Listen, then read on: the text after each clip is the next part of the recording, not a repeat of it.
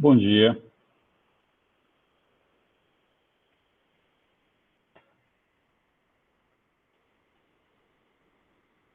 Deixa eu testar aqui o microfone. Está me ouvindo, Nathan? Estou ouvindo sim, professor. Então vamos começar, porque aí fica gravado, né? As pessoas que chegaram depois. Eu estava pretendendo começar, inclusive, mesmo que não tivesse nenhum estudante, porque vai gravar, então não é um problema tão sério. É só depois recuperar, né, os minutinhos que... Sim. Então, já chegou mais uma. A Mariana também já chegou. Vamos começar, tá? Para não ficar muito tarde também depois, dá tempo de tirar dúvida. Então vamos lá. Vamos retomar aqui o que a gente começou na aula passada, né? Que é essa nota de aula, essa anotação de aula que a gente está estudando junto, tá? É assim que eu encaro, pelo menos, o que a gente está fazendo, né? Vamos estudando isso aqui. A gente vai lendo. Eu, às vezes, tenho tempo de dar uma lida preliminar, às vezes não tenho. São coisas que eu mesmo preparei, então eu sempre confio que eu, pelo menos, vou recuperar, né? Entender o que eu fiz, né? Isso aí é meio que a gente consegue fazer isso, mesmo que a gente tenha algum... Como aconteceu na aula passada, eu travei numa integral. Vamos lá para ela, né? Que eu já coloquei até no vídeo da aula anterior, a descrição, né, do vídeo. Sempre tem, às vezes tem uma correção, se eu achar importante, para não ter que ficar editando o vídeo, a gente põe na descrição, que é mais fácil. Põe o tempo, né? Se refere ao tempo. O tempo, quando você se refere no vídeo do YouTube, você clica naquele tempo. Você pode clicar naquele tempo e ver o que aconteceu e já esclarecer, né? Quando chegar de novo, se estiver assistindo a aula inteira, você já está vacinado, né, para algum erro, alguma coisa. Era essa integral aqui, tá? Essa é uma integral múltipla, né? A gente vê, primeira vez que a gente vê isso, talvez em cálculo 2, cálculo 3 com certeza, né? Das disciplinas da matemática. E a proposta para revisar o que a gente está fazendo é fazer essa integral, que é uma das que eu classifiquei aqui, que não esgota todos os tipos que vão aparecer, por exemplo, em eletro, né, em cursos mais... Um curso um pouco mais... Um curso da pós, por exemplo, aparece bastante, né, porque daí você avança bastante com as coisas num curso mais avançado, naturalmente.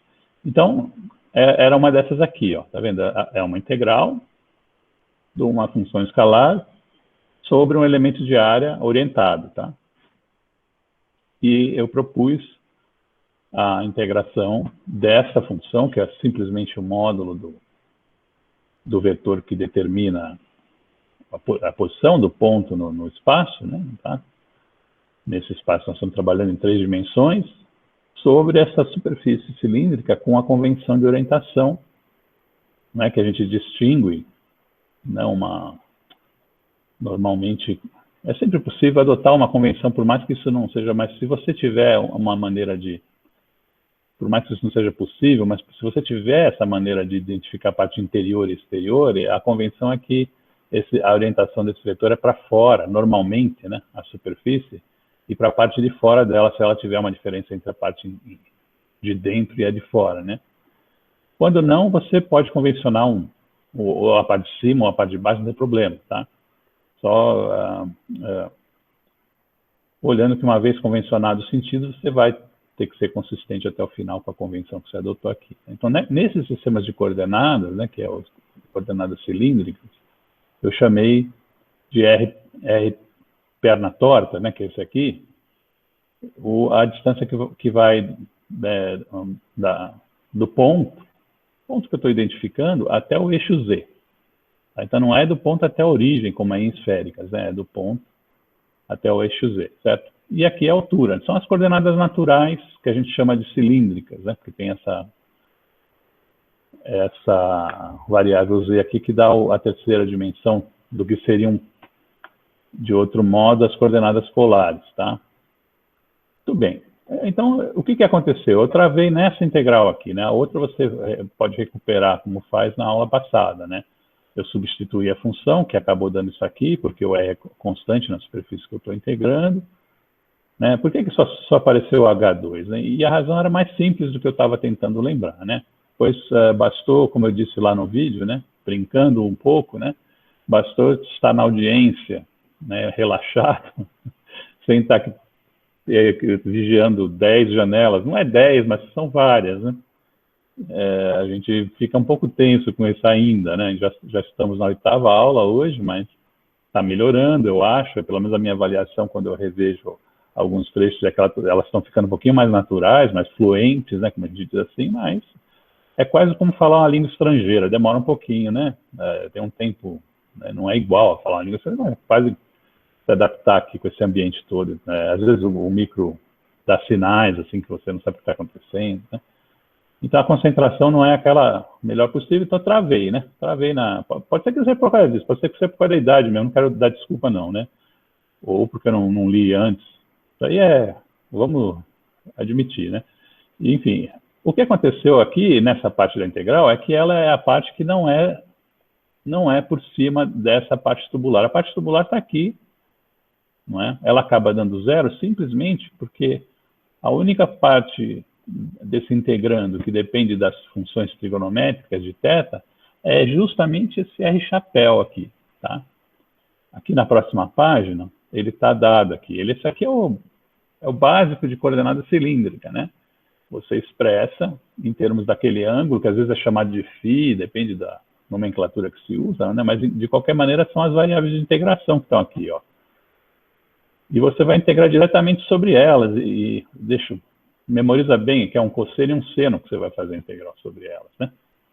Na parte x é o cosseno, na parte y é o seno, né? Então, você está integrando sobre esses caras aqui. Se eu abrir, né, isso aqui, você vai ter uma integral de θ que só atua sobre esses caras. Não tem nada que dependa do θ espalhado pelo integrando, a não ser essas componentes. Né? O que vai acontecer? A gente sabe muito bem que a integral direta sobre o período, né, de uma função trigonométrica dá zero, né? Porque ela tem duas áreas, uma positiva e uma negativa. Você pode entender como você bem entender. Então, as duas componentes dessa integração já vão dar zero, então isso anula a integral de uma vez, você não precisa nem se preocupar com o resto. Não há nenhuma divergência, não há nada para a gente policiar sobre isso, né? E também tem que olhar sempre essas coisinhas, mas é uma integral simples, assim, relativamente simples, e que uma parte dá zero, ficou esse cara aqui. Esse cara aqui são duas integrações, uma no tampo de baixo, outra no tampo de cima, tá? Veja como é que é a cara dessa função que está no integrando, né? Ela tem R ao quadrado, que depende da posição que eu estou cobrindo, porque eu vou cobrir do zero até o raio no R grande, né? Então, o R ele é a variável de integração, uma das, né? O Z é fixo, tanto no tampo de baixo quanto no de cima. E o Z vale zero no tampo de baixo, que eu adotei esse sistema de eixos, e H grande, né? No tampo de cima, né? Então, veja, quando você somar duas integrais, uma delas vai dar h ao quadrado mais, h ao quadrado aqui no z, né, mais o r ao quadrado, tá? E a outra vai dar só r ao quadrado, porque o z é igual a zero. Mas veja, por causa dessa orientação z aqui da superfície, que acompanha a integral, tá? Uma está em cima, é positiva. Outra está embaixo, é negativa. Esse sinal dessas duas partes, né, aqui vai estar trocado, né? A de cima, que dá h ao quadrado mais r ao quadrado, é positiva, porque está no tampo de cima. Tá?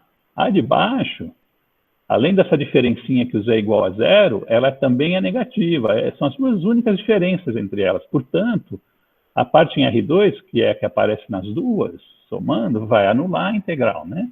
São alguns passos, realmente, não é... Está justificado que a gente, numa revisão de 7 anos depois, não perceba, às vezes olhando só para isso que está aqui, que está muito resumido. Tá? Então, estou reexplicando. Alguns de vocês, eu tenho certeza que conseguiram fazer sozinhos isso aqui. Se tem um bom curso de cálculo 3, você mesmo faz. Isso aqui não é problemático. Tá? Então, a razão de sobreviver só o H2 que vem do tampo de cima é porque as outras partes se anulam entre o tampo de cima e o de baixo, tá? Porque a gente está fazendo uma integral que é orientada, né? Tem esse elemento de área aqui que é orientado, tá? Então, é só para para colocar isso aqui. Estou revendo aquela parte da aula anterior, que travou um pouco, tá?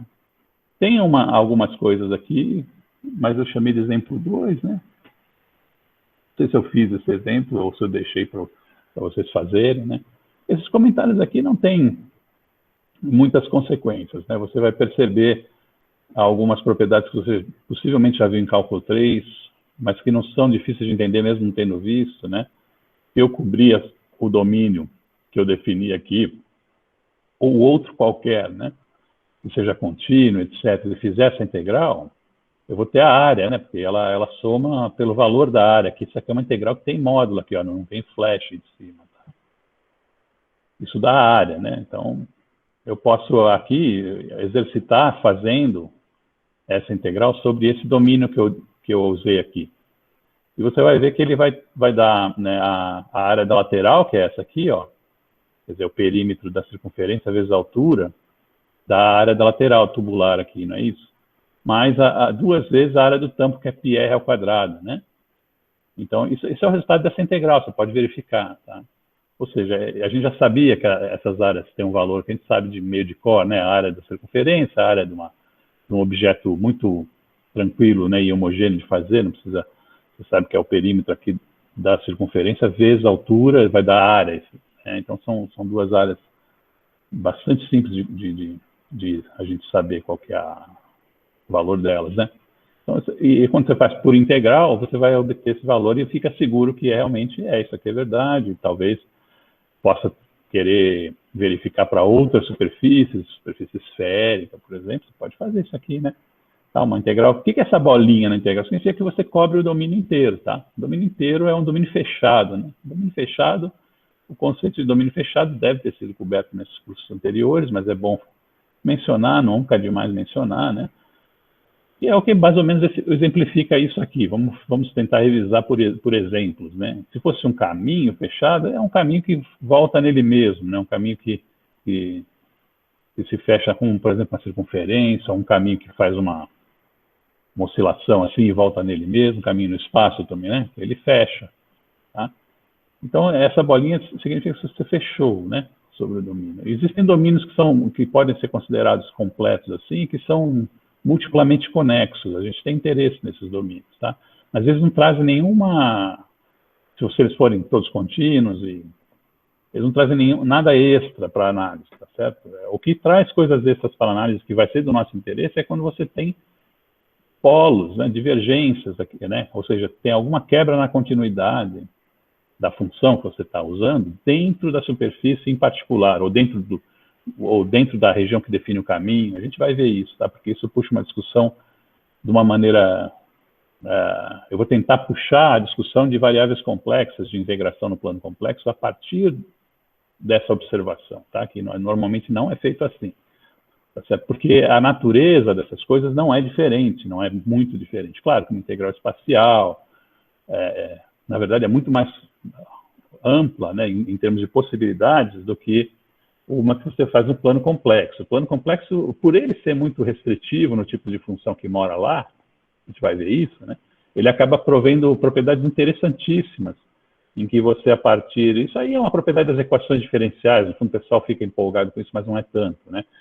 Você, a partir do contorno, né, que está longe de um ponto, você sabe as propriedades do ponto, né? É o teorema de Cauchy, se você quiser, ele estabelece isso. É o primeiro fato a estabelecer isso. Estou antecipando, né, que a gente vai ver na integração complexa. Se não der tempo de ver direito isso aí, fica falado, pelo menos aqui, você observa esses pontos, tá certo? De analogia, para você não cometer o erro de achar que está num território assim, completamente maravilhoso e novo, né? É o fato de que, por exemplo, a propriedade da função num ponto interior a um objeto que é uma variedade, por exemplo, um caminho ou uma superfície, o fato de você saber a função naquele ponto a partir apenas do conhecimento dela nesse bordo que eu acabei de mencionar, é uma coisa que a gente conhece das equações diferenciais, né? As equações diferenciais, elas precisam de condições de contorno, ou mesmo na variável tempo, condições iniciais, né?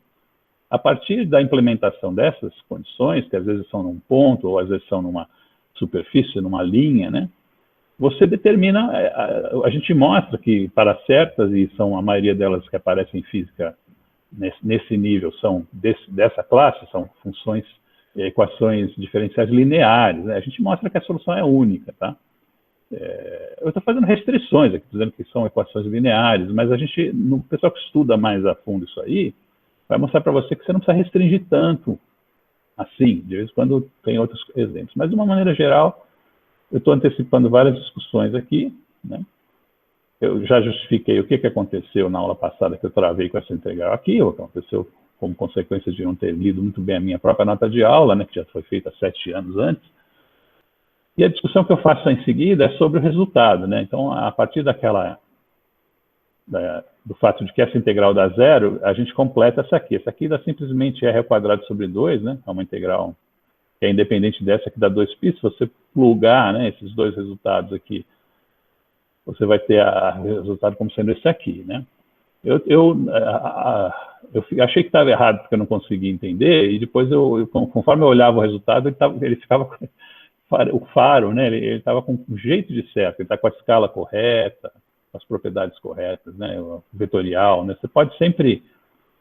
Eu vou até... para vocês que têm interesse e têm tempo, o segundo livro na verdade, é a terceira bibliografia do plano de ensino, tá? A primeira bibliografia do plano de ensino são as minhas notas de aula e a minha página.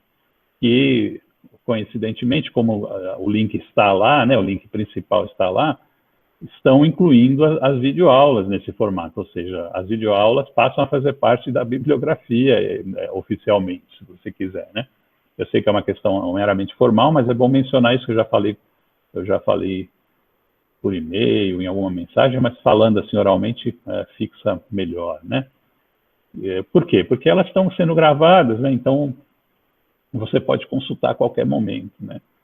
Então acaba fazendo parte do material bibliográfico através da citação da minha página, na primeira referência bibliográfica que está no plano de ensino, tá?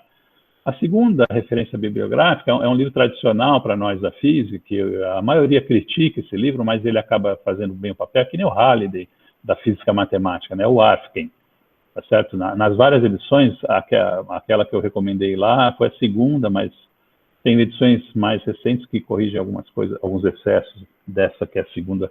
Se você estudar pela segunda, você está bem também, tá? E a terceira referência é essa que me estimulou essa história que eu estou contando inteira, né?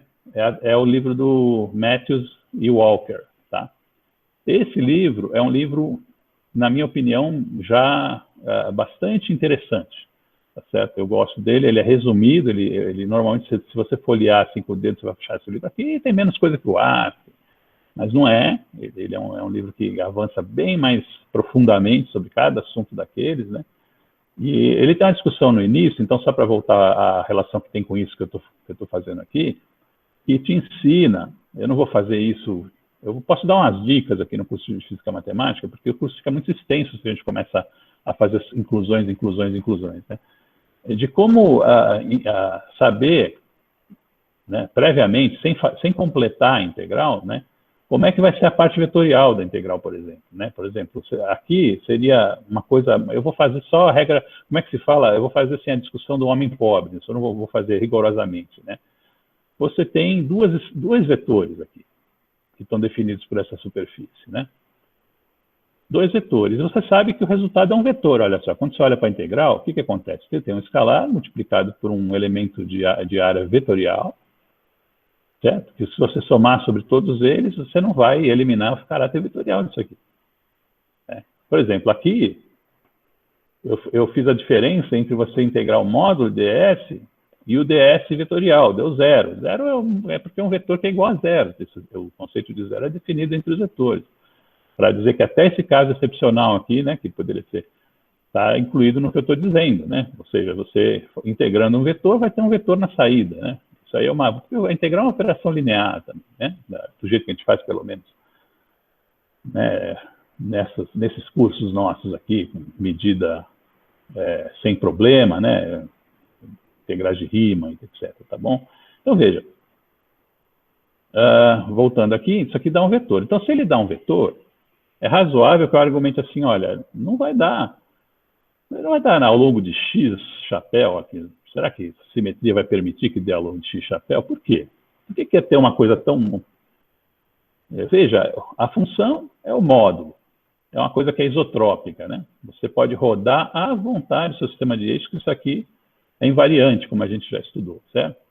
Então, estou fazendo argumentos de simetria, tá certo? Eu não estou... que são de razoabilidade sempre, né? E que é o que está naquele livro que eu estou falando, né? Ele te ensina a pular já na integral, já resolver a parte vetorial e depois toma um produto escalar com ela mesmo, e aí você faz uma parte mais simples, fica mais simples de fazer. Dá uma olhadinha lá se você tem interesse, mas vamos completar aqui o argumento, né? Esse cara, então, é um escalar, um módulo, né? Ele não tem razão para ele influenciar nessa integral de maneira que ela saia ao longo de um dos eixos, por exemplo, Z ou X, isso é uma coisa bizarra, né? Por que a integral sai ao longo do X e não ao longo do Z, por exemplo, que é, né? Ou, melhor ainda, por que ela sairia ao longo do X e não ao longo do Y, que é exatamente equivalente por uma rotação de π sobre 2 no contexto dessa superfície, né? Se eu usar o argumento de simetria envolvendo essa superfície em particular, o eixo X e o Y são completamente indistinguíveis, e também são indistinguíveis, porque eu escolhi a origem bem aqui no meio, né? São indistinguíveis quaisquer pares, né, ortogonais de eixos, que façam um papel parecido com o do X e do Y, né, que estejam no plano e que façam uma nova integral entre eles, ou seja, você pode rodar os eixos X e Y, fazer rotações aqui no plano, que você vai ter infinitos pares de eixos equivalentes, né, que nem acontece quando você calcula momento de inércia de cilindro, né, que os dois eixos que são ortogonais desse jeito que eu estou falando, X e Y, vão dar momentos de inércia iguais, né? Porque não tem nada no cilindro que restrinja, né? Ele é um eixo. Então, você já sabe que esse vetor que dá resultado aqui não pode estar ao longo de X nem de Y, porque seria bizarro, né? E o que sobrou, né? Pode ser que esteja ao longo de Z, né? Mas, espera aí, tem um R também. Mas, veja, as direções são todas equivalentes novamente. Como é que vai dar ao longo do R? Não tem como dar ao longo do R, e eu vou dar a razão maior para isso, que é uma razão matemática. O R não é um vetor fechado, ele depende do ângulo que você pega. Ele é uma função, ele tem que ser integrado, tá certo? Então ele não pode aparecer no resultado da integral. Aquele negócio, se você soma sobre um índice que está dentro do integrando, ou dentro de uma soma, o índice não aparece no resultado da soma, você somou sobre ele, tá? Então se eu vou somar sobre θ, o R não vai ser mais R, né? Na verdade aqui deu zero, né?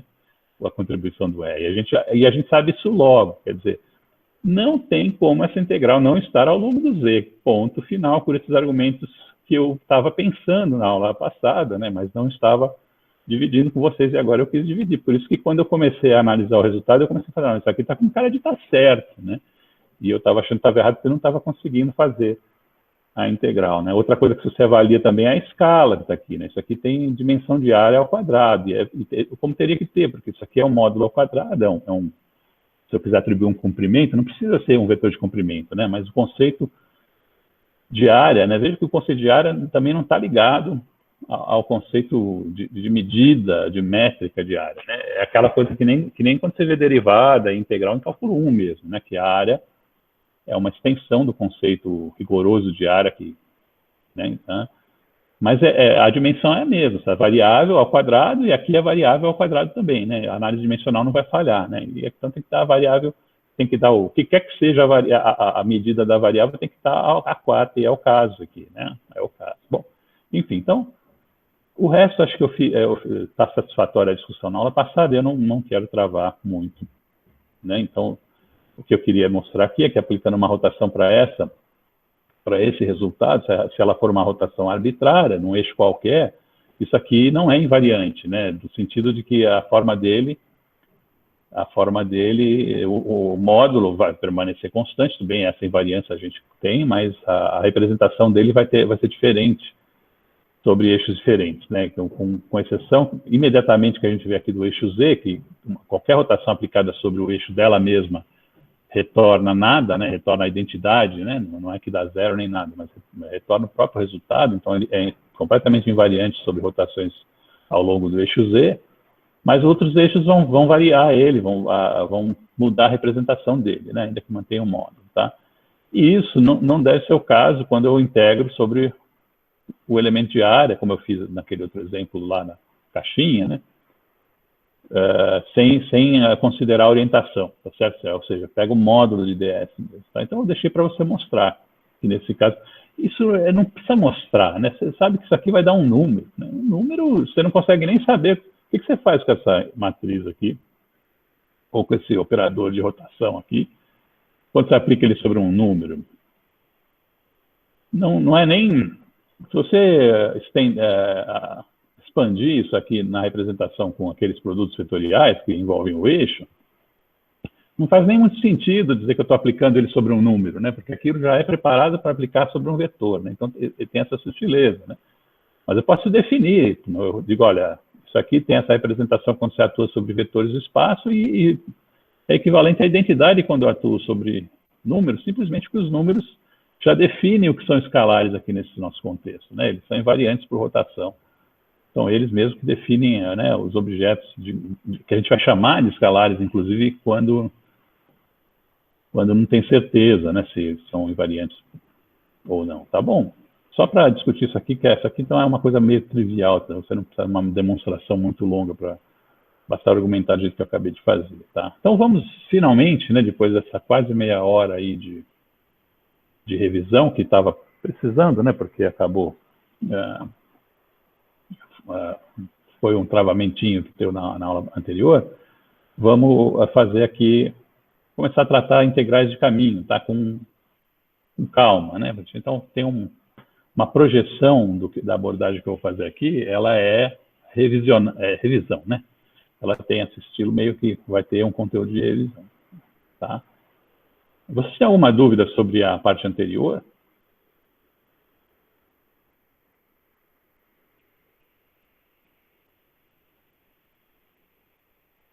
Não. Então, vamos seguir.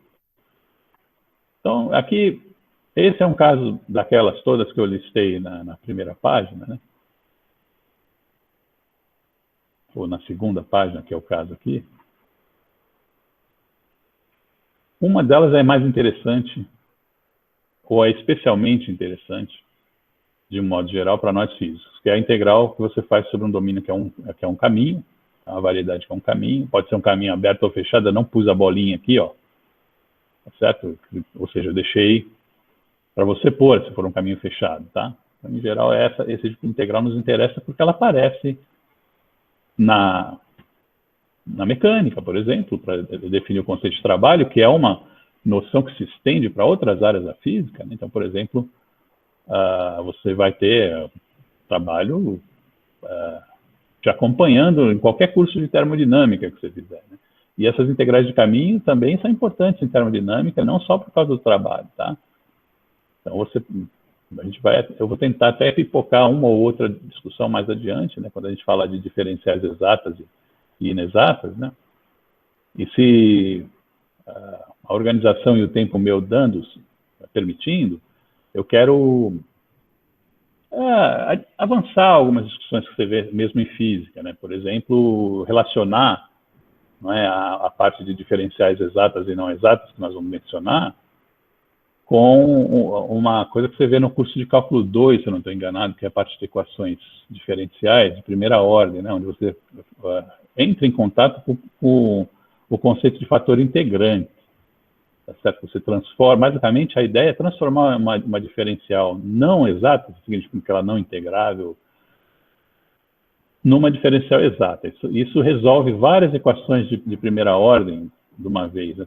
Tem métodos para fazer isso, a gente vê em cálculo 2, isso aí. Eu vou rever, não se preocupa se você está assustado com a nomenclatura, fica frio, tá? Eu vou tentar rever isso, também que faz parte do curso. Então, veja, em breve eu vou avançar a parte da ementa, né, que está lá no número 5, 4, não sei onde está, né? Enquanto que, de acordo com o que a gente está fazendo aqui, a gente estaria no número 2 ou 3, né, da ementa, não estou com ela aqui, não sei direito. Então, novamente, acontecendo aquilo que a gente já antecipou, né? Não existe uma ordem, apesar de ter números naquela lista, né? Porque a gente tem que ordenar, porque vem um primeiro que o outro, né? a ordem não é necessariamente cronológica, apesar que a gente tenta seguir para cumprir as expectativas. O cara, quando olha aquela lista, vê 1, 2, 3, aí ele pensa assim, ó, o professor vai dar primeiro o 1, depois o 2, depois o 3, o que é uma expectativa razoável, né? E a gente tenta cumprir. Mas eu posso puxar alguns assuntos quando é conveniente, como eu estou julgando que possa ser o caso aqui, tá? Então, quando a gente chegar... E hoje a gente já vai falar dessas diferenciais possivelmente, né? Vamos ver como é que anda isso, né? Então, vamos voltar aqui. Então, aqui eu representei ela dessa maneira, em vez de botar o A, botei um psi aqui, não, psi vetor. É um campo vetorial, né? Você está fazendo produto escalar com elementos, né, dr. Agora, você pode sempre pensar que a gente está numa dimensão que seja 3, se eu não disser nada, ou 2, possivelmente você pode também pensar, mas 2 ela é restrita, né? Então ela não te dá toda, a 3 já é mais rica, mas a gente não vai ir para 4, 5 dimensões, ou não vai generar. Então essa discussão de integrais e teoremas aqui, dessa parte do curso, ela é mais, como é que se diz, delimitada, né, ao espaço real, o R3 em particular, tá certo? Então, o que não é pouco, tá? O que não é pouco, os próprios cursos de cálculo fazem a discussão dentro desse contexto, né, para demonstrar teorema de Green, né? Então, claro, né, se você estiver interessado em generalizações, aí é outro curso, né? Seria um curso, talvez, da matemática, tá certo? É interessante saber o que se generaliza, o que não, dessas conclusões que a gente vai ter aqui, mas fica como questão para curso mais avançado, né? Então, aqui, nesse caso, então, veja só, eu já coloquei que o dr, que é o elemento que vai cobrir o caminho, né? Veja, isso aqui estabelece um vínculo entre os drs possíveis, tá? Esse C aqui é importante, porque a notação significa o seguinte, olha, eu vou te dizer que caminho é esse aqui. Você não vai ficar sem saber. Ou seja, eu faço essa integral em tal caminho, sobre a circunferência que está no plano, que tem raio tal, por exemplo, e que é orientada assim, assado frito. Tá bom? Então, esse C que está aqui, ele não está à toa, né? Isso aqui, assim. É como se fossem os limites de integração, no caso de integrais na linha, né? Tá certo? Você tem que prover isso para o cara definir a integral. Então, isso aqui não é uma primitiva, isso aqui é uma integral, entre aspas, definida, né? Certo? Ela vai cobrir e somar sobre um volume e vai fechar um resultado, certo? Por isso que todo integrando que vem, se você quiser botar esse dr antes do psi, tem gente que acha que essa é a notação que os físicos usam. Eu já estou me referindo àquele episódio emocional que eu me referi à aula passada, né? E é só uma bobagem, né? É uma bobagem, né? Se o cara for matemático de mão cheia, ele sabe que isso é uma bobagem, né? Deixa eu mandar o recado explicitamente, você sabe, o sujeito não se toca, né? Entendeu? Você vai lá, pega um matemático de Cornell, de Harvard, né? Os negros sabem que isso aqui não tem a menor problema, isso aqui é um índice mudo, né? Vai ser, tudo que tiver no integrando, que tem as variáveis de integração, vai ser fechado, a não ser que ele queira redefinir o mundo, né? Porque os caras são platônicos, né? Então existe essa briga, né? A gente acha os matemáticos, às vezes, meio ridículos porque eles vivem no universo platônico, né? E eles acham a gente ainda mais ridículo porque a gente tem o sonho de que todas as ideias desse universo platônico vão ser aplicadas à natureza. Então, essa é a piada, né? Tá certo? Tomara que vocês tenham pego aí, né? Então, voltando aqui ao meu estado normal, né? De não ficar bravo com essas coisinhas, né? Você poderia ter posto, então, esse dr antes do psi, tá certo? Sem problema nenhum, isso é uma questão de notação, tá? O que está sempre implicado nessas integrais é que você vai somar sobre todas as variáveis que estiverem no integrando, né, filho? Você não vai somar sobre um x de uma parte do teu integrando e deixar a outra livre, como eu já vi cara fazendo aí, né? Que é o que está me deixando psirica da vida, né? Porque o problema todo desse formato é que a gente às vezes vê, e eu estou sujeito a isso também, todo mundo vê as bobagens que eu faço, né?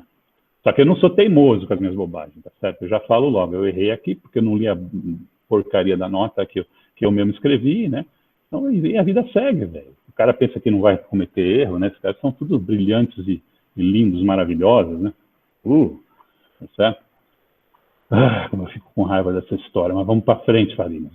Aqui tá, isso aí eu vou deletar, essa parte do vídeo, né? Grava aí para você se divertir com seus amigos, porque eu não vou ficar coçando para editar depois que eu voltar ao estado normal, né? Então aqui eu já expressei o elemento de caminho em termos das três variáveis que vão ser predominantes, né? O R3, como eu disse aqui, na discussão agora dessa parte, né? Então, vamos lá. Vamos ver o que a gente pode avançar para, como se faz assim, farejar, onde vai levar isso aqui. Tem várias coisas que podem ser sutis e que vão aparecer, que eu vou tentar fazer de uma forma geral, que fica às vezes um pouco confuso fazer isso de uma forma geral, mas depois vem logo em seguida um exemplo do caminho helicoidal, que eu vou tentar aplicar, tá?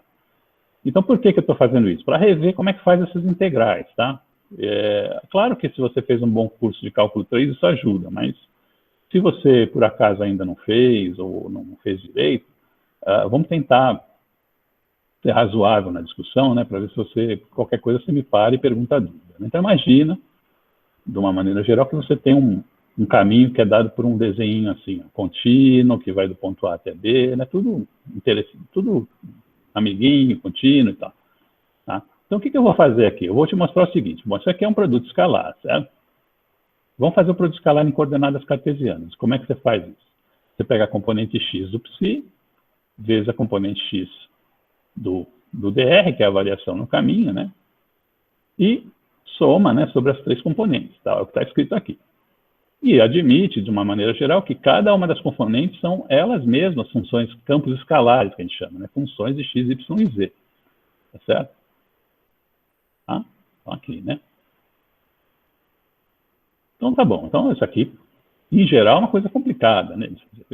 Mas veja, essa aqui é uma função de três variáveis, eu vou estar somando sobre uma delas.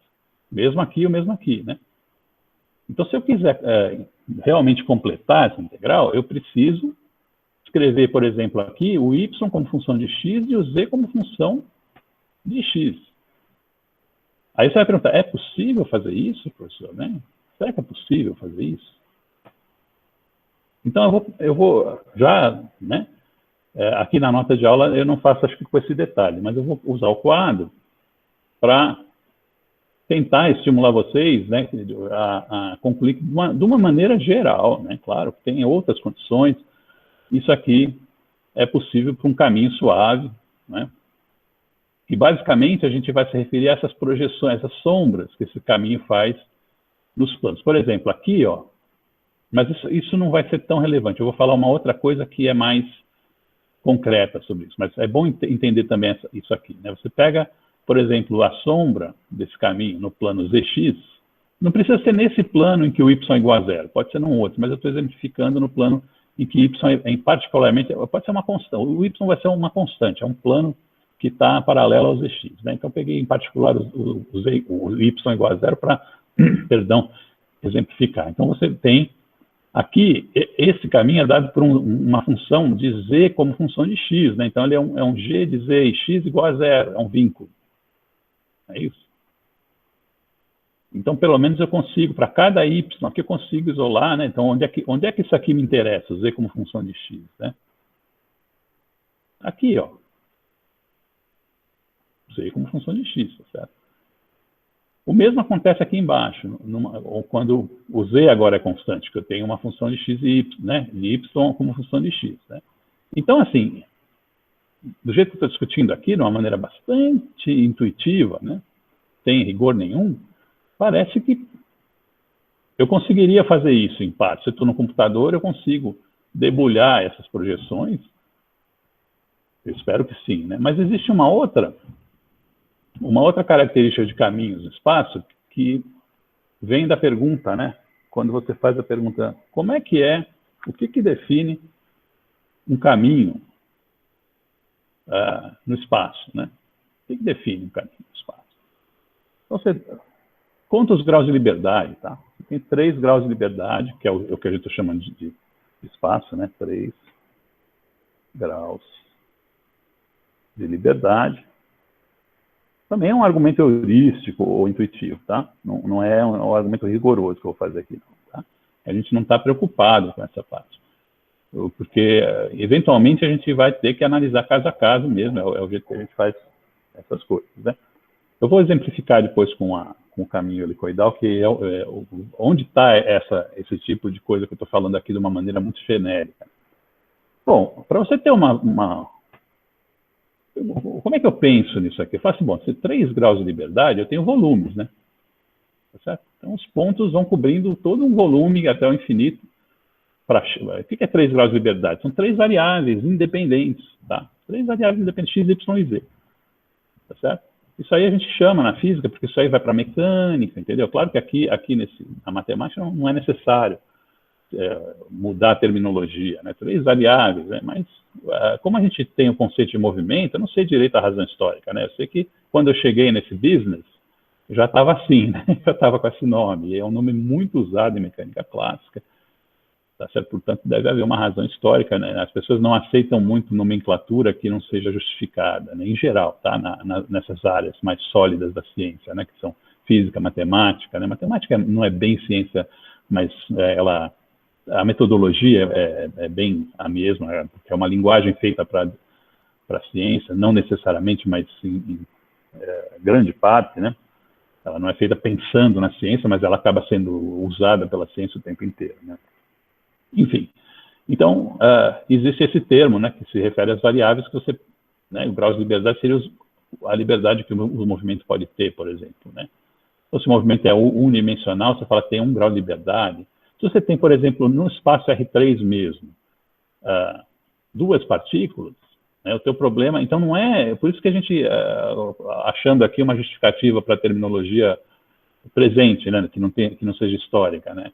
Se você tem 2 partículas no R3, não é? Quantas variáveis você precisa para descrever o problema? Se as partículas estão realizando movimento, você precisa de 6 variáveis. São 2 partículas, né? A posição, tá? Só me referindo à posição. Esquece a velocidade, que daí vai dobrar. Você precisa de mais 3 para a velocidade, né? Isso aí seria um espaço de fase, né? Então, veja, para 2 partículas, eu preciso de 6 coordenadas de posição. 2 posições, né? 6 coordenadas de posição. Então, eu tenho 6 graus de liberdade. Nesse caso, posso dizer. Então, é mesmo no R3. Então, não são as variáveis do espaço, né? São, né? Porque são variáveis que definem uma posição e outras variáveis que definem a outra posição, se você quiser bater o pé, tá? Bom, então, isso cobre, com 3 graus de liberdade, né, que é o caso aqui, voltando à integral do caminho, né, que é o que a gente está fazendo, a gente tem volumes, né? Se eu escrever um vínculo,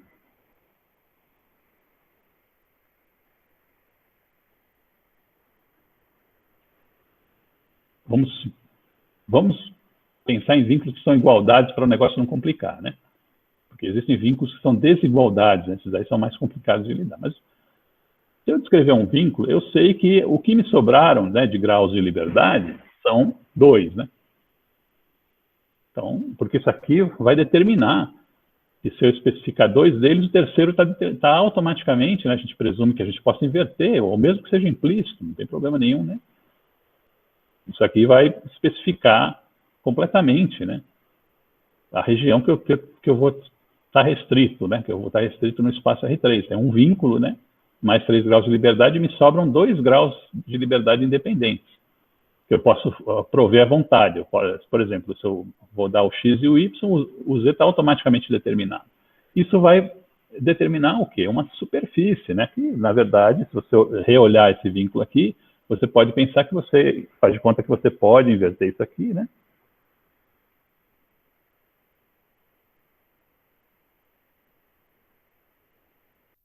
Y, né? Aí vai te dar isso aqui. Z igual a Z de x e y. Não é isso? Ao contrário, né? Eu botei na direita aqui o Z igual a Z de x e y como consequência desse vínculo aqui, né? Bom, isso aqui você sabe, né? O plot desses tipos de função, né, são superfícies, né? Que a gente estuda em cálculo 2, né? Tem um domínio xy, domínio plano, e você plota a superfície. Então, o que eu estou querendo dizer com isso? Que um vínculo mais 3 graus de liberdade vai determinar superfícies. Então, as equações de superfícies podem ser dadas assim, né? Podem ser dadas dessa maneira aqui. Eu te dou o vínculo. Tá? Isso aqui, então, eu posso dizer que isso aqui, de uma maneira geral, né? Tirando contra-exemplos aí, né, que fujam a esse meu otimismo, né? Isso aqui é a equação de uma superfície, né? Bom, aí você já sabe onde eu quero chegar, né? Como é que é uma equação de uma curva? Eu dou outro vínculo, né? eu dou outro vínculo. São dois vínculos que são independentes, obviamente, né? Se você multiplicar isso aqui por 5, por exemplo, você está com o mesmo vínculo, não fez nada, né? Tem que ter cuidado, né? Então, esse conceito de independência entre funções, não vetorial, tá? Num espaço simplético mesmo, na mecânica analítica, ele fica bacana, sabe? Se você definir ele através de parênteses, né? E você consegue definir direitinho quando esses vínculos são independentes, num sentido de que um não vai ser gerado você multiplicando o outro por 5, porque claro que 5 vezes f não é f, é uma outra função, né? Mas aí você vai falar, pô, mas todas as funções que são múltiplas por um número trivialmente dessa aqui são o mesmo vínculo, não dá informação extra nenhuma, né? Então, precisa se perguntar, afinal de contas, quais os critérios mais gerais, né, que me permitem dizer que esse vínculo é independente nesse sentido que eu estou dizendo, que ele me dá informação nova, né? Não é uma independência no tipo produto escalar da mecânica quântica, não é isso, tá? É uma outra, né? É o conceito de independência no sentido parênteses-poisson, comutação, né? Entre eles, né? Tá certo? Você tem que ver um curso de mecânica analítica para entender isso aí, mas como eu disse, a gente vai abordar mais aspectos práticos disso aqui, né? Eu estou só antecipando algumas coisinhas por informação, né, da mecânica, de um curso mais avançado de mecânica, que seria um curso de mecânica analítica que muitos de vocês nem fazem, né? A pessoa que faz licenciatura, tá? Muito bem. Então, de uma maneira geral, eu posso pensar num caminho. É possível que eu pense, né, que eu imagine um caminho no espaço dado por dois vínculos independentes, no espaço de 3 graus de liberdade. Né? Por quê? Como é que eu posso avançar um pouquinho no entendimento disso aqui?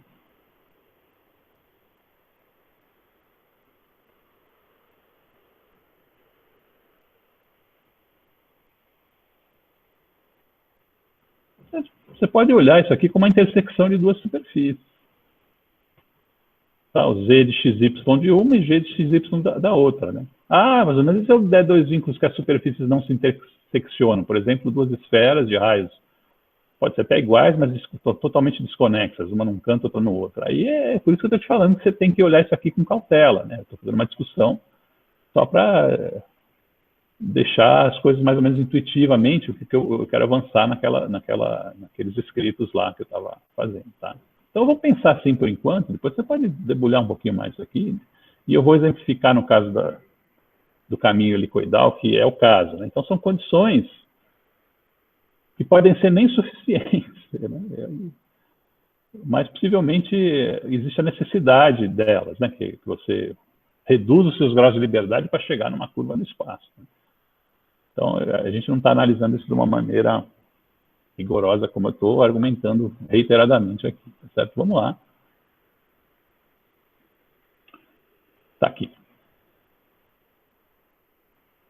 Então, é isso que me dá... Né? Então, veja, é importante terminar isso aqui. Né? Aqui, o fato de eu pensar no caminho, no espaço dessa maneira, me diz, né, que eu posso isolar essas funções aqui. Né? Tá certo? Aqui eu posso tirar, por exemplo, o Z como função de XY. Aqui eu posso tirar o Z como outra função de XY. Outra. Então, com duas funções de XY, né, sendo Z igual a Z, mesmo aqui, como aqui, né, o que eu tenho? Eu tenho uma equação que iguala uma função de XY com outra função de XY.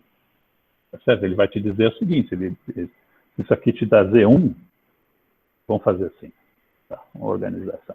Esse negócio. Isso aqui te dá Z1 de XY, isso aqui te dá Z2 de XY, de acordo com aquele argumento que eu disse, né? Porque você pode isolar. E o fato de que o Z é o mesmo, né, te dá Z1 de XY, tá? Igual a Z2 de XY, que é exatamente o mesmo de um H de XY igual a zero. Né? Ou seja, dá para isolar Y como função de X. Tá? Essa é uma maneira de ver curvas no espaço. A outra maneira, que é mais também intuitiva e mais eficiente na discussão, normalmente começa a abordagem de um problema desse no curso de cálculo, por exemplo, é parametrizar, né? Parametrizar significa arrumar um parâmetro lambda, ou θ, ou t, quando, né, você pode até pensar no tempo, né? Que as funções, as coordenadas x, y, z são escritas em termos desse parâmetro e acabam descrevendo uma curva no espaço, que é o conceito de órbita. Em mecânica é bastante, isso aqui dá para ver até em física 1, tá? Mas eu queria argumentar que, em geral, né, um caminho, condições aí bastante otimistas, mas que são genéricas, você consegue isolar, né, fazer o isolamento dessas funções que eu estou me referindo aqui, né? Eu estou me referindo nessa discussão, né? Então, o que eu fiz para a variável z, você fique ciente, né, de que pode ser feito para qualquer par de variáveis, outros entre a terna, né? Ou seja, pode ser para zx, zy ou xy, não é isso? Tá certo? Então, essa é a origem dessa discussão, né? Que eu vou aqui, por exemplo, para completar essa integral do xa, né, que é isso aqui, até o xb, que seria isso aqui, né, no eixo x, eu tenho que expressar o y como função de x, usando aquele argumento, possivelmente, e o z como função de x também. Então, não consigo fazer isso aqui. Agora, eu vou ter que fazer isso sempre? Não, calma, cara. Se você parametrizar, tudo isso se simplifica, né? É uma das coisas que você pode ter visto no curso de cálculo. O argumento que eu usei aqui para essa componente vale para as outras. Então, parece que é um problema, inicialmente, né, para quem chegou na Terra agora, bastante difícil de lidar, mas não é, porque ele tem muitas outras simplificações, além das que eu já estou antecipando aqui. Então, vamos por exemplo, que é mais, como é que se diz, edificante, a gente pegar o exemplo, porque, no fim, você vai ter que fazer isso na física, né? Vai ter que analisar caso a caso mesmo, né?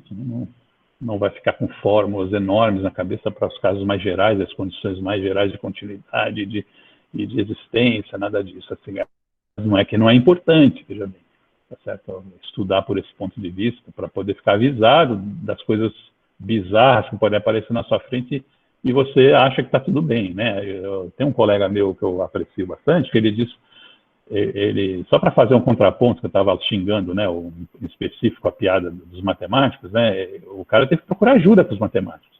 O cara é bom de física. Entendeu? Por quê? Porque ele foi para o computador e punha as funções lá, que são soluções de equações diferenciais complicadas, né? E não funcionava, ele achava que era erro da rotina. Não é. Não era. O computador estava avisando ele, ó, você está fazendo, presumindo coisas sobre as suas funções que não estão valendo quando a gente calcula de verdade, tá certo? E era isso, ele aprendeu com os matemáticos, tá certo? Sobre isso, fala, cara, essa função não é tão boazinha como você achava que era e tal, tá bom? Então, só para contextualizar aqui as coisas como elas são, né? Enfim, então é importante olhar por um ponto de vista mais rigoroso, mas aqui, como esse curso é um pouco mais, uma baseline dele é mais genérica para se acostumar com a metodologia e tudo, né? A gente constrói, né, com uma visão mais aplicada, então vai, por exemplo, logo, né? Faz a consideração geral, ensina você a contar grau de liberdade, que é uma coisa bastante importante na vida de um físico, tá? Essa contraposição, eu fiz com as matrizes, tá lembrado? Eu peguei as matrizes e falei, quantas informações que tem numa matriz, que são independentes em princípio, se não tiver nenhum outro vínculo, são 9, né? Na matriz 3x3 eu estou falando, 9. Aí quando você separa em simétrica e antissimétrica, que é sempre possível fazer, você vê que 6 vão para a simétrica e 3 vão para a antissimétrica, né? É interessante olhar por esse aspecto, né? Que a gente não é destacado, né? E aí, porque isso aí determina de cara o que você pode e não pode fazer, né? Você pode fazer correspondência de uma matriz antissimétrica com um vetor? Pode, em princípio pode, são 3 coisas, né? Então, claro, tem que ver direitinho as propriedades, se vai ter propriedade de comutação, as coisas todas, né? Do espaço vetorial. Mas, assim, a primeira resposta, né, nessa pré-análise, fala assim, a primeira coisa que eu tenho que ter, se eu quiser fazer correspondência com vetor em 3 dimensões, aqui, especificando melhor, né, é que a matriz também tenha 3 componentes que precise só para ela ser especificada, né? Então, a gente pode fazer essas perguntas, às vezes, para resolver um problema de física, até, tá? Então, vamos aqui, ó. Veja bem, aqui, nessa nota de aula, está meio, como é que se diz assim, está meio espalhadão, assim, né? Aqui tem mais informação do que precisa para determinar uma curva dessa, tá? eu vou explicar. Eu posso escolher qualquer uma dessas três funções aqui, qualquer duas dessas três, perdão, tá? Funções aqui que eu já escrevi, tá? Para serem aquele F e G que eu acabei, que você puxar para o vídeo para trás, você vai ver que eu estava falando de um F e de um G que delimitam os graus de liberdade, né? Tá certo? Então, eu vou escolher aqui, nesse caso, né? Deixa eu colocar o quadro aqui, novamente. Eu tentar fazer aquilo que a gente faz de vez em quando, que pode ser produtivo. Tá? Por enquanto está assim, eu já volto já nesse. Essas duas funções que estão aí, eu vou dizer assim, isso aqui é f de x, y, z, é igual a esse a cosseno de 2π sobre L, z. E um outro, né, que é independente, g de xyz igual ao a seno 2πl z. Tá? É um exemplo daquilo que eu estava dizendo antes. Né? São dois vínculos. O que acontece com esses vínculos? Com essa informação aqui, se você fizer sua lição de casa direitinho, você vai ver que elas implicam nessa curva aqui. Imediatamente. Tá? Então, é o caso. Ah, pessoal, mas eu gosto de parametrizado. Então, você parametriza. Olha aqui, na nota de aula, o θ parametrizando isso aí. Tá? Você pode pôr θ aqui. Né? Parametrizou o x e o y como funções de θ. Não é isso? Aqui o parâmetro é o θ. Veja, isso aqui determina uma hélice. Por quê? Porque se você traçar, mesmo no computador, vai aparecer isso aqui, né? Os pontos que satisfazem essas relações simultaneamente estão aqui nessa variedade unidimensional. O passo dela é L, né? Então, como é que a gente pode também avançar no entendimento de que isso está ocorrendo realmente? Veja, primeira coisa, automaticamente, do jeito que eu defini x e y aqui, essa propriedade se segue. A é uma constante que dá uma escala nas variáveis x, y, z, tá? Mesma dimensão de x, ou y, ou z. Esse A aqui, então sua posição é posição e etc. Né? Então aqui, ó, segue-se automaticamente. O que quer dizer isso aqui? Que no plano, qualquer projeção plana dessa variedade descrita por qualquer que seja isso aqui, né, qualquer que seja a variedade que isso aqui está descrevendo, ela vai ter uma projeção que é uma circunferência. Então isso já te dá, se a sombra dela é uma circunferência no plano, é difícil que... Ela pode ser um cilindro, pode ser uma superfície cilíndrica, um tubo, né?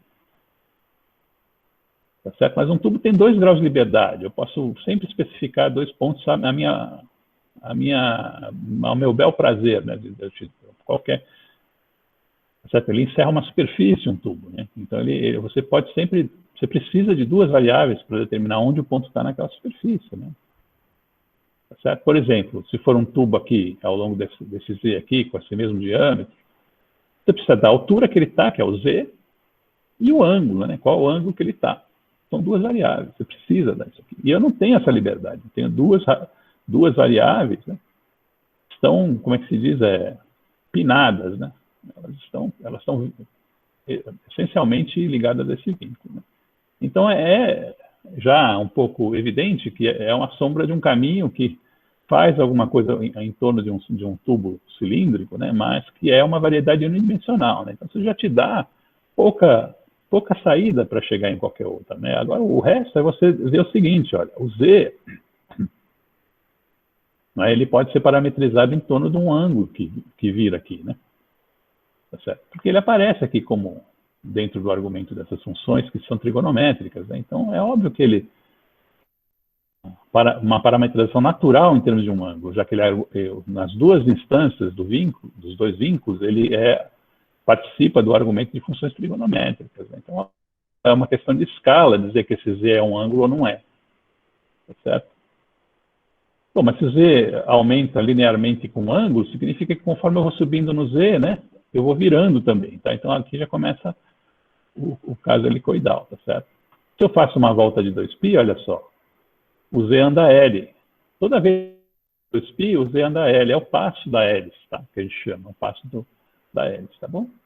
Aqui, esse exemplo, ele acaba sendo interessante porque ele realiza aquelas outras afirmações abstratas que eu estava fazendo anteriormente, né? Ele te dá dois vínculos, você vê claramente que você chega num caminho helicoidal. Esse caminho nós vamos usar hoje, né, para desenvolver dentro do estudo que a gente está fazendo junto, né, dessas anotações de aula, essa integral de caminho. Tá? Então, por exemplo, eu exemplifiquei aqui, deixa eu ver se eu já defini quem é o campo, porque, olha, veja, eu estou definindo um caminho primeiro, antes de definir qual função é o psi. Tá? Então, nesse estágio, ainda não defini, isso tem que ser feito, senão você não sabe fazer integral. Mas algumas propriedades dela, já que eu já defini o domínio, que é um caminho específico, algumas propriedades dela podem ser antecipadas. Né? Por exemplo, como é que eu faço aquelas substituições que eu propus antes para fazer a parte x da integral? Tá certo? Então, eu quero que só apareça a função de x aqui. Então, eu tenho que pegar o i e isolar como função de x. Está aqui, ó. Tem dois ramos, mais ou menos, né? Tudo bem, você vai ter que lidar com isso. Vai ter que fazer uma parte no ramo de cima da circunferência e outra parte no ramo de baixo. Estou convencionando chamar cima e embaixo pelos sinais da raiz. Tá? Está aqui. Tá? Beleza? Então, essa aqui já é uma função que aparece aqui só de x. E aqui é a mesma coisa, né? Aqui é a mesma coisa. Se eu isolei essa desse jeito, né? Como é que eu vou fazer? Eu pego o z, né? Ele pode ser tirado de uma dessas duas definições. Por exemplo, eu usei essa de cima aqui, C, porque eu queria o x, né? Então, usei o arco cujo cosseno é isso aqui, né? Tem essa escala aqui. De novo, uma função multivariada, né? Um arco cosseno, ele depende do ramo que você está, mas a gente consegue fazer essa integral se você esses elementos de que você tem dois ramos e que o arco cosseno também depende, você tem a menos de uma constante que é uma função periódica, então você pode escolher vários arcos que satisfazem essa mesma, né, o mesmo x, tá certo? Então, a gente já costuma dizer que é uma função multivariada, né? Eu estou lembrando o termo em inglês, né? Multivalente, acho que o pessoal às vezes fala, é um termo antigo, acho que não vamos estar usando isso aí mais não, tá certo? Mas aí eu vou definir direito, eu preciso definir, além do caminho que é infinito, né, ele vai de menos infinito a infinito, essa hélice aqui, eu tenho que definir dois pontos para fazer a integração, vou de A até B, tá? E aí, ao definir isso, eu sei especificar esses ramos aqui direitinho, né? Mesmo mexendo com funções que podem implicar em muitos ramos, né, como o arco cosseno, e essa aqui tem dois ramos, tá? Então, em princípio, terminando de especificar o A e o B, né, os pontos inicial e final do caminho, eu consigo completar essa integral, fazendo uma integral simples, né, na linha, para os limites especificados, né, e o mesmo que eu fiz aqui eu posso fazer para as outras componentes. Então, estou exemplificando o que eu antecipei antes. Você vai ter que fazer isso, e, em geral, tem na hora de fazer, que eu te dando quais são essas componentes aqui do campo, de uma maneira geral, tem maneiras muito mais simples de fazer isso aqui, certo? Diretas, né? Então, na prática, isso aqui não é assim. Claro, né? Eventualmente, onde pode aparecer coisas desse tipo? Você tem, aí é que o negócio pega, né? Você tem uma área de pesquisa no seu mestrado, no seu doutorado, em que você vai obter a tabela que define essa função aqui, esse campo vetorial, vai sair de um programa já, de um cálculo, tá?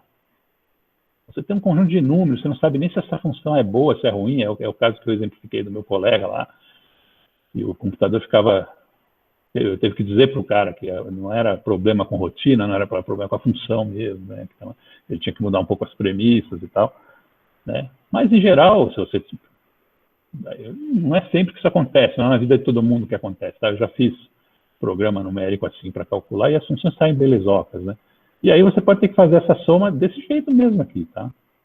Porque a componente x você não sabe analiticamente, você tem que plugar a variável dentro da tabela lá e pensar qual ponto da tabela que corresponde à variável x e fazer essa soma numericamente, né? Então você pode ter que pensar nisso. Então a análise mais geral assim não é não é ruim. Mas na prática, para os problemas de física que a gente vê no nível de graduação, tudo, essas integrais não são cabeludas, não, desse jeito. Como é que a gente faria aqui? Então aqui eu estou falando, aqui está escrito o que eu acabei de dizer, né? Que você faz integral para as 3 componentes, fazendo esse procedimento de isolar a variável pertinente. Aqui seria o y de x e z de x, aqui seria o x de y e o z de y, tá vendo? Porque eu tenho uma integral em dy, aqui seria o x de z e o y de z também, né?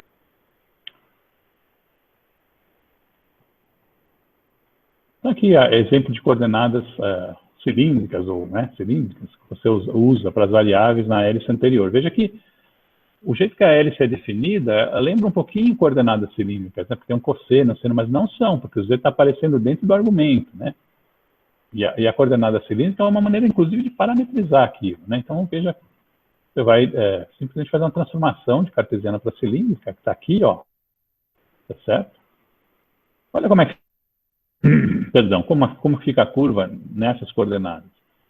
Você faz como exercício, você vai ver que ela fica simplesmente a variável r, que agora eu não estou chamando de r de perna torta, perdoe essa não homogeneidade da notação, né, ao longo da anotação de aula, mas aqui o r é o r cilíndrico mesmo, tá? Não tem, eu estou falando de coordenadas cilíndricas, esse r é o r cilíndrico, ou seja, a distância até o z, né, não é a distância da origem até o ponto, é do ponto até o z. Esse Rzinho aqui. Então, não está de pé na torta, está parecendo que é o esférico, mas não é, né? Ele é constante, tá? Ou seja, ele implica naquela região tubular que eu mencionei. E o Z é uma função de θ. Fica mais simples, né? Os dois vínculos que restringem os graus de liberdade, né? Porque aqui é R, θ e Z, né? Coordenadas cilíndricas. É R, θ e Z. Os dois vínculos ficam tremendamente mais simples em coordenadas cilíndricas, né? Você já está vendo aqui, né? E a curva fica desenhada de que jeito? Né? O R da curva fica como, né? Então, o R é uma posição, né? Posição, como é que é dada em coordenada cilíndrica? É esse R que vai do Z até o ponto, a distância direta do eixo Z até o ponto, ao longo do R chapéu, que naquela integração cilíndrica eu estava chamando de R perna torta, chapéu é o mesmo. Ou seja, isso aqui é cosseno de θ x chapéu mais seno de θ x chapéu, esse cara aqui, e mais a coordenada de altura que não é modificada no cilíndrico de coordenadas é z, né? Z chapéu. Tá certo? Então, como é que fica o elemento de dr restrito a esse caminho, né?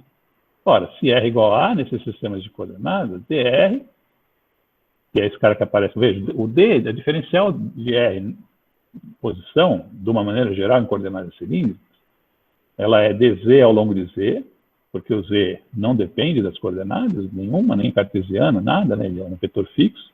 Mas aqui você tem dois caras, né, fazendo o produto, que dependem das coordenadas. Esse aqui depende de θ, esse aqui depende de r, diretamente, explicitamente, como você está vendo aqui. Tá certo? Então, quando você fizer a diferencial desse cara, é a diferencial de um produto. Vai dar a diferencial do primeiro vezes o R, chapéu, mais o primeiro vezes a diferencial do segundo, né? Que nem derivada, diferencial, né? Então, esses dois termos se desmembraram em três por causa da regra do produto de diferenciais, que é o dr aqui e o dr chapéu aqui, tá? Esse aqui está aí variando o R diretamente, esse aqui vai se referir às variações de θ, né? Então, você tem uma função que tem um cosseno e um seno aqui dentro. Veja, esse primeiro que varia o módulo, o vínculo é muito simples nesse caso, né? Expresso em coordenadas cilíndricas, ele é uma constante, então esse aqui já dá zero, né? E o dr, olha só, como ele só tem θ dentro dele, você pode fazer uma regra de cadeia aqui, né? Del R, del θ, né? Porque essa derivação parcial não precisa ser indicada assim, né? Porque só, a única variável aqui dentro é o θ mesmo. Na mecânica clássica, isso dá problema. A mecânica analítica que eu estava falando, a distinção entre derivada parcial e derivada direta, derivada ordinária direta, né, com aqueles Ds, mesmo sem ser o parcial, né, marca território lá, tá certo? É importante. Tá certo? Então, na termodinâmica, pode ser também. Na termodinâmica, o pessoal tem o hábito histórico, eu acho, de colocar sempre as variáveis que estão fixas, porque tem muita variável. Então, a física provê vários contextos que a gente precisa Muda, essas coisas tem que ser flexível para se virar e entender o que está falando. Com relação a teta, esse cara, e dá, eu já mostrei antes, eu sugeri, pelo menos, deixei para você mostrar aqui, no caso de coordenadas cilíndricas, essa derivada dá o teto, chapéu, que é o outro vetor da base, né? Você substitui isso aqui para expressar o caminho nas coordenadas cilíndricas agora, tá? Tem uma parte tangencial e uma parte vertical, né? Aquela helicoide é bem isso mesmo, se você olhar para o desenho, você vai ver que tem uma parte que né, você sempre pode, vamos lá olhar no desenho, só para falar isso, você sempre pode, se você imaginar um elemento tangencial aqui que vai ao longo conforme o caminho para o grid, nesse sentido que eu estou adotando arbitrariamente aqui, né? Certo? Você imagina uma flechinha que está apontando sempre para onde eu estou indo, tá? A flechinha aponta para o próximo ponto da curva, a flechinha infinitesimal, tá? Como é que é essa flechinha? Ela está sempre dentro, né? Está sempre tangente àquele tubo que eu falei, né? Então ela tem uma componente Z e uma componente θ chapéu, né? Que é o vetor tangente, tá certo? Não tem componente radial, não tem componente radial, que é o que está aparecendo mesmo, né? Perdão. E pelos que vierem também depois, as tosses, né? Bom, tá bom. Agora, eu vou... Então, aqui, o que eu fiz? Eu defini o caminho, só para exemplificar, né? O DR, então, pode ser expresso, né? Como o A. O que eu posso fazer agora, né? Eu posso lembrar... Eu expressei o caminho como, né, fazendo essa diferencial, eu expressei o elemento sobre o caminho, né, diferencial sobre o caminho, em termos do dθ e do dz. Esse aqui veio daqui, ó, veio daqui. Está aqui em cima, tá? Essa aqui deu 0, isso aqui deu a derivada com relação a θ, apareceu o dθ, e o dz veio daqui. Está aqui. Né? Só que, veja, os vínculos, tem um que é o R igual a A, né, que é esse aqui, e tem outro que é o Z proporcional a θ. Bom, então, o dz está vinculado ao dθ, né? Basta fazer a diferencial disso aqui é uma constante. dz é proporcional a dθ, né? Então, eu posso usar isso para fatorar, né? Para escrever o dz como função de dθ, linear, né? E fatorar o dθ, que é o que está sendo feito aqui, ó. Então, o elemento que define o caminho, né, durante a integração para essa curva que eu estou exemplificando é esse aqui, ó. O dθ está aqui fora, e aqui... eu só expressei que dz é igual a L sobre 2π vezes dθ e pus o dθ aqui em evidência, né? Então, tem uma parte vetorial, por um vetor que não tem nada infinitesimal, e uma parte escalar que é infinitesimal. Você vê que isso aí, eu não sei ainda qual é a minha função psi, porque eu não falei. Mas o fato de ter esse caminho, qualquer função psi que eu tiver, eu já estou bem, né? Porque eu só preciso endereçar ou abordar a variável θ dela. Isso já é grande, isso aí, né? Porque a função psi, em geral, vai vir com θ, R, θ e φ. Né? Então, isso já me dá um pouco de ar, assim, quando eu penso no que eu vou ter que fazer, né?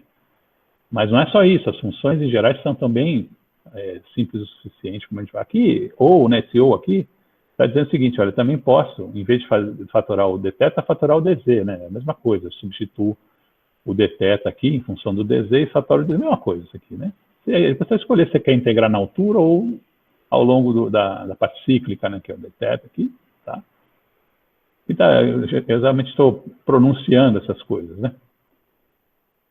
Se eu conseguir expressar essa função, que é um campo vetorial, em termos de componentes dela, psi-r, psi-θ e psi-z, eu vou ter que... é melhor eu fazer se eu quiser continuar com coordenadas cilíndricas até o fim, né? Certo? Eu também tenho que projetar essa função na base cilíndrica, tá? Aí ela já se simplifica de uma maneira geral aqui, ó. Certo? Porque o dr não tem componente radial, como eu disse. Então, o psi-r, qualquer que seja ele, já dá produto escalar com zero aqui, né?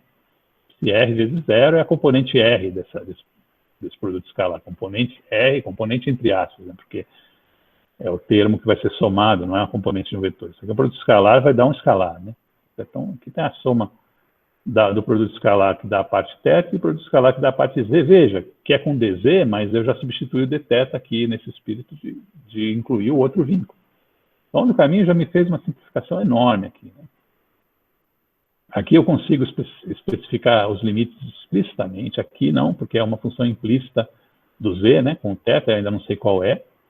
Então, eu vou ter que determinar isso aqui a partir da especificação dessa função psi-z aqui. Então, vamos ver um exemplo de psi, porque já não consigo fazer mais nada, avançar mais nada para um psi genérico. Então, eu peguei aqui e pipoquei um exemplo de psi vetorial aqui, tá certo? Então, psi, imagine um campo vetorial que propositadamente, por razões que vão aparecer, acho que ainda na terça-feira, porque essa aula já se encaminha para o final, né? Ela é dada por esses simples aqui. Tem a y na componente x, uma constante, lambda real, né? Aqui na componente y e zero na componente z. Então, é um campo vetorial. Esse campo vetorial, ele é não conservativo, por isso que eu escolhi ele para discutir, porque a gente vai ver depois quais as consequências e qual a origem dessa terminologia também. Fica tranquilo, isso a gente vai ver na terça-feira, tá certo? Então, no caminho helicoidal do exemplo anterior, né, a gente pode começar então a usar, então esse cara eu quero integrar naquele caminho, vocês vão integrar naquele caminho lá, tá? De um θ qualquer até um outro θ, ou de um z qualquer até um outro z final, tá? ZA e ZB. Determina dois pontos que não sejam o mesmo, né, que não sejam coincidentes naquele caminho, vamos fazer uma integral desse campo para ver quanto dá. Esse aqui eu quero fazer a partir de agora, tá? É ainda mais prático exemplo da generalidade que eu estava discutindo antes, né, sobre a coordenada cilíndrica, que é natural, uma coordenada natural para aquele caminho helicoidal que eu estipulei no comecinho, né? Veja, posso usar já os dois vínculos, então, já que eu estou, né? Primeiro, eu substituo y em coordenadas cilíndricas, né? Você sabe, e é r seno θ, mas aí eu já uso o vínculo que o r é constante e vale A. Então, já estou escrevendo esse cara sobre aquele caminho, veja só. É A seno θ aqui. Essa é a componente x, tá? Aqui, ó, esse aqui. Ó. A componente y é uma constante, então não preciso mexer. É mais lambda y, tá? Então, veja, mas, por enquanto, isso aqui está em cartesianas, né? Eu falei para você que é conveniente que eu expresse esse campo vetorial em coordenadas cilíndricas na base cilíndrica, não na base cartesiana como está aqui, tá? A componente já está expressada em coordenada cilíndrica, tá? A parte que dá para fazer isso aqui é uma constante, ela vai ficar a mesma coisa, né? Mas agora eu tenho que pegar esse x aqui e expressar em termos de r, θ chapéu, né? R chapéu, θ chapéu e z. Bom, z não vai aparecer aqui porque o z ortogonal é uma coordenada que é mantida na transformação das cartesianas para cilíndricas, né? E nem vai aparecer z aqui também. Como é que eu passo o x chapéu e y chapéu para a base cilíndrica? Tá? Eu já mencionei isso aqui, e do jeito que eu vou fazer é geral, você pode fazer para outras bases também, certo? Um vetor qualquer, numa base qualquer, ele é dado assim, ó, ele é a projeção do vetor, né? Ao longo do primeiro vetor da base, certo? A projeção escalar, vezes o vetor, né? Então, isso aqui é a componente R do vetor x chapéu. Toda a componente R, θ, ou componente x de um vetor, qual é a componente AX de um vetor qualquer? Como é que eu faço? Eu pego o A, que é o vetor, né? Para pegar o AX, e faço o produto escalar com o x, tá? Deixa eu fazer isso no quadro aqui um pouquinho, para aqueles de vocês que... vamos fazer em cartesianas primeiro, né? Como é que você faz as componentes? Como é que você pode, né? Tem mil maneiras de você dizer as componentes cartesianas, aquele arranjo em coluna, em linha, né? Mas uma das maneiras é você pegar a base. Qual a base cartesiana? Né? X, Y e Z. Essa é a base cartesiana. Então, é nessa base que eu quero escrever o vetor. Você faz assim, ó, Então, esse é um protocolo, vamos dizer assim, entre aspas, né? Para projetar as componentes na base. Essa aqui é a componente x do A ao longo de x, mais a componente y atuar ao longo disso. Desculpe aqueles de vocês que sabem que isso aqui é uma trivialidade, né? Mas é uma maneira de denotar as coisas que às vezes não está muito clara em quem começou faz pouco tempo com essas coisas. Tem 200 mil maneiras de denotar as coisas, né? E é importante que a gente esclareça, né? Presumindo que muitos talvez não tenham tanta familiaridade quanto outros sobre essa maneira de colocar as coisas. É conveniente quando você conhece produtos escalares entre vetores de bases. Para mudança de base, isso aqui pode ser muito conveniente para fazer mudança de base, tá? Eu já vou explicar por quê, né? Então, a mesma coisa, se eu quiser expressar o A em coordenadas cilíndricas, vou colocar aqui o exemplo. Como é que seria isso? Bom, são coordenadas ortogonais, então, cuidado, né? Porque isso aqui vale para coordenadas ortogonais, né?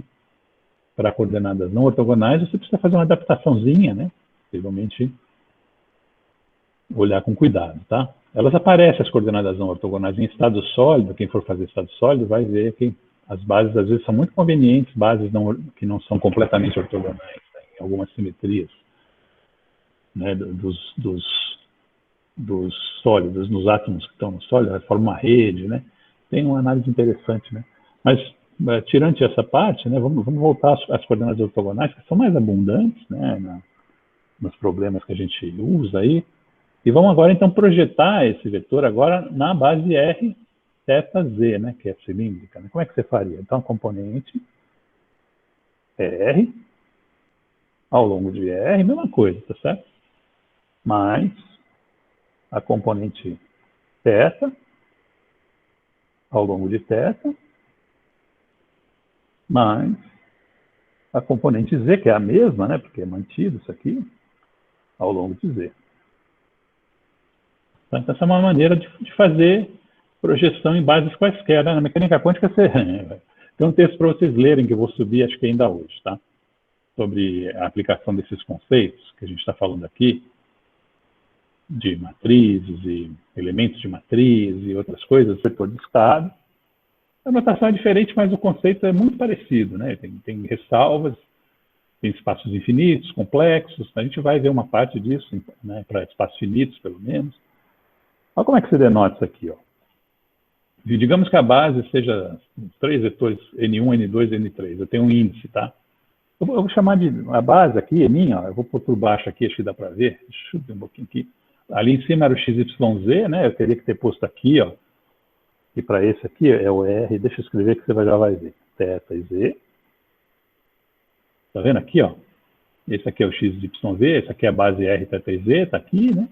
E agora vamos à mecânica quântica, o vetor de estado, que é a base 1, 2, 3. Ah, o que é isso? Depois você vê. Pode ser um espaço, um sistema de 3 níveis, é bacana. Você dá para fazer ótica com um sistema de 3 níveis, um monte, viu?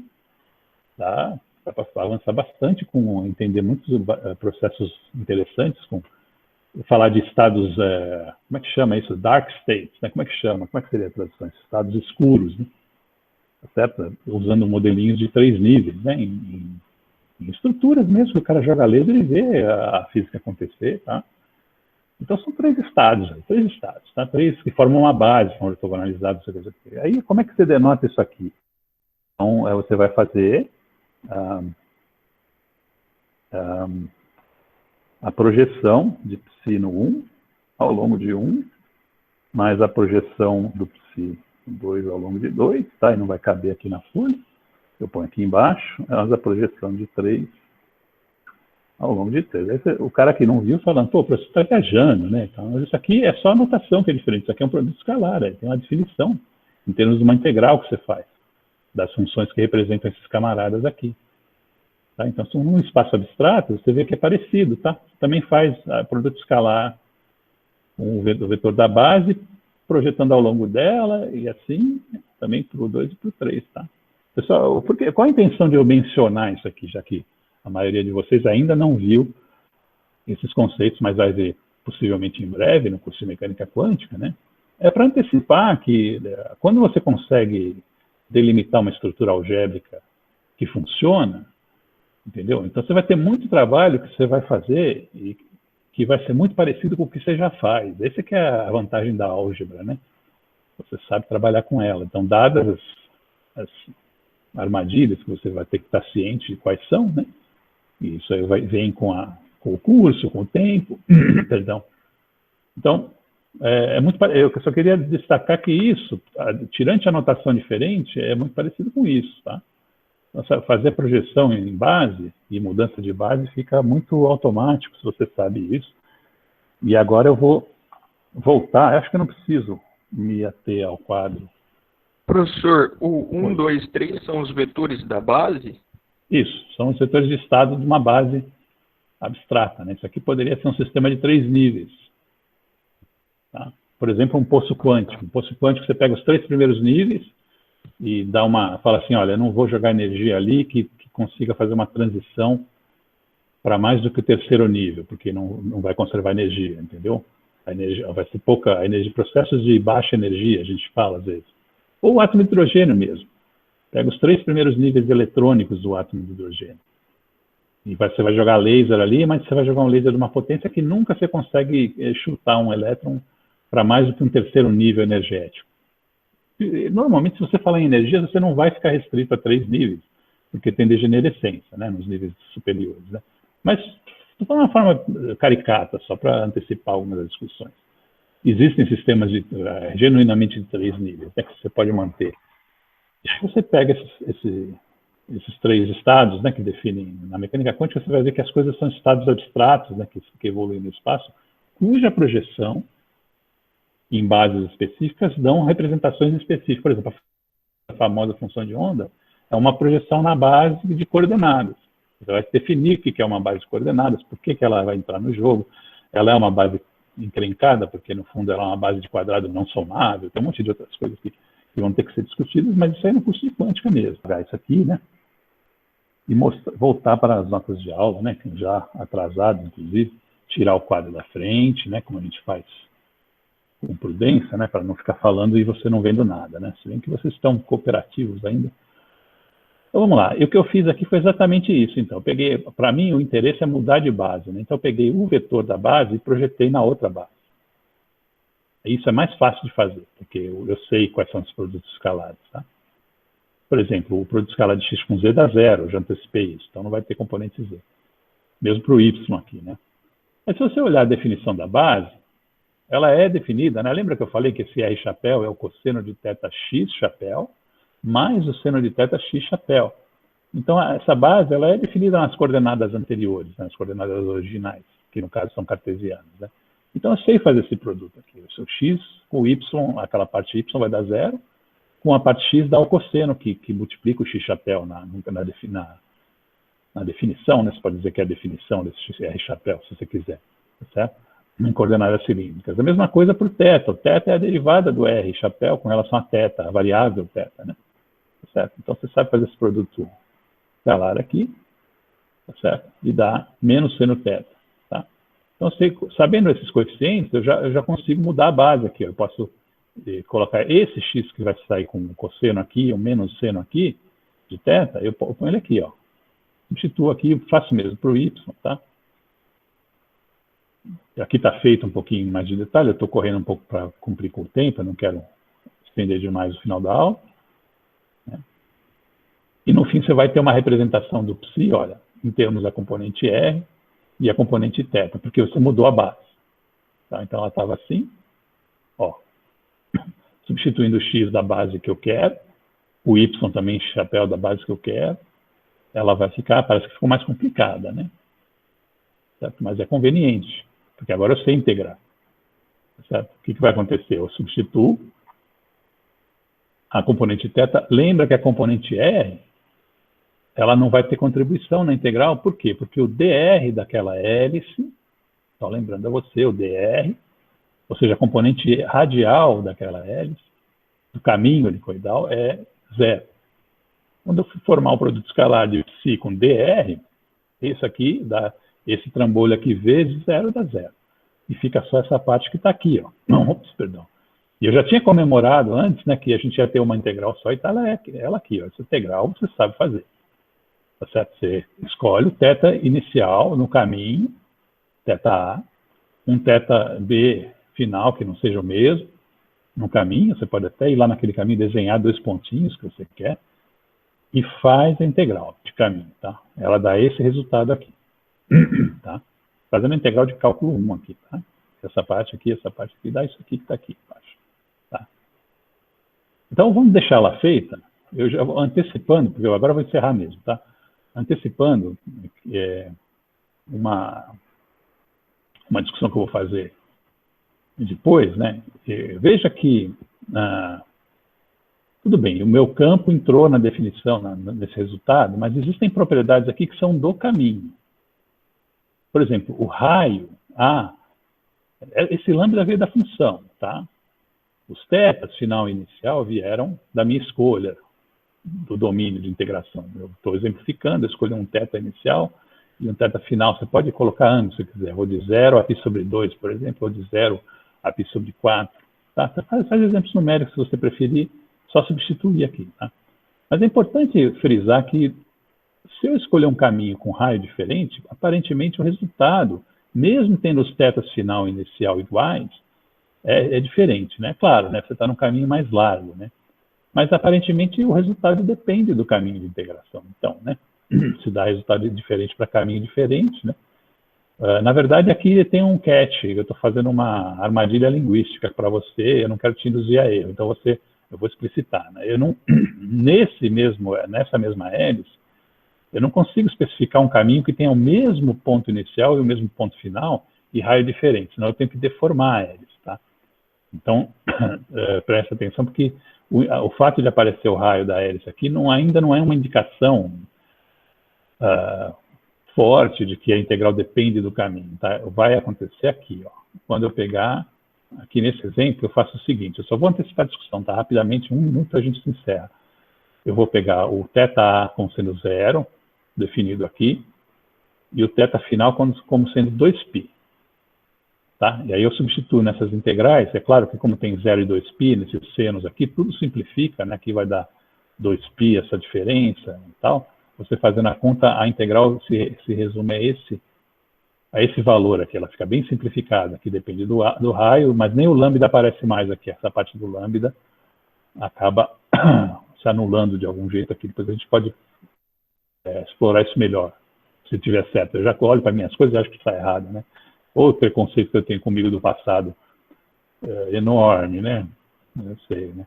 Aí, o que é um caminho diferente? Em vez de fazer a integral nesse caminho helicoidal, né, esse pedaço de caminho helicoidal, eu faço ela nesse caminho vertical aqui, ó, que vai do ponto A ao ponto B, paralelamente a Z. É um caminhozinho simples de fazer essa integral, e nesse caminho não vai ser difícil, a gente vai fazer com um detalhe na próxima aula, ver que ela dá 0, essa integral. Então, ela dá um valor finito para um caminho e dá 0 para um outro caminho que eu escolho aqui.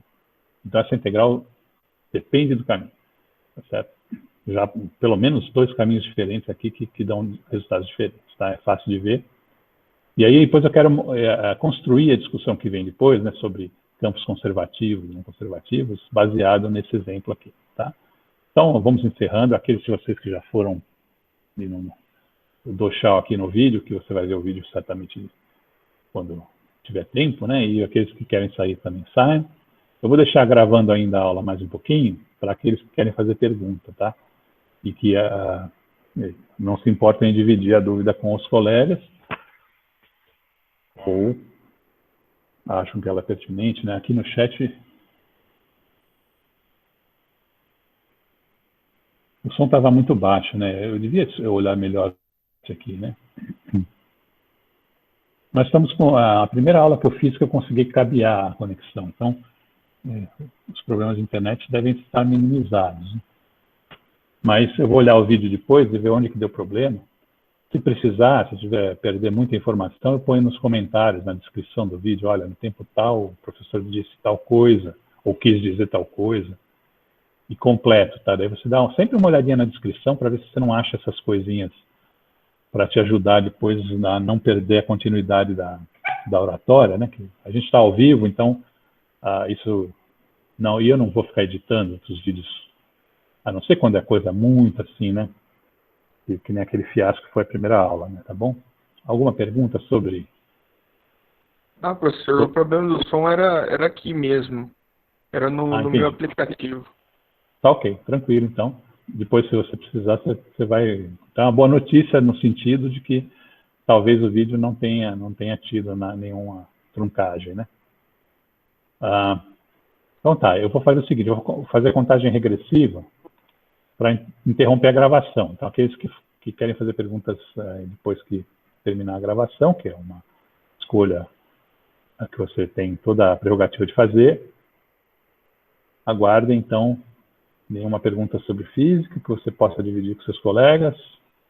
Não? Vamos lá em 3. Vamos interromper em 3, 2,